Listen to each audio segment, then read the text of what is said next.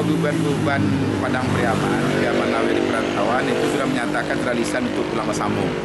Salah satunya tadi saya sampaikan di Kaku Amal, Ikatan Keluarga Empat Kotor Melintang. Itu dia armada busnya, minibusnya itu lebih kurang 200-an.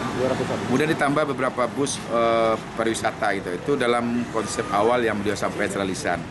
Kemudian juga ada namanya Posma GS, itu juga menyatakan akan pulang bersama. Kemudian ada Itapis, ada Ikus, tapi kepastiannya belum. Yang memastikan pulang dengan armada yang banyak itu Kaku Amal, Pak. Kaku Amal dan Empat Kotor Melintang. Ada penyambutan khusus nantinya, Pak?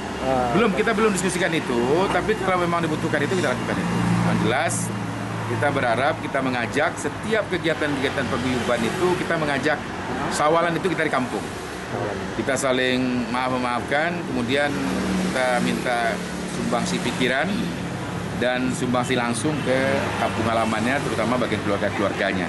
Dan ini kok dapat dampaknya terasa juga bagi orang-orang tidak mampu, menayati fakir miskin segala macam di kampung halaman. Jadi seperti itu harapan kita, mengajak, memotivasi, kemudian meningkatkan pertumbuhan perekonomian di kampung halamannya.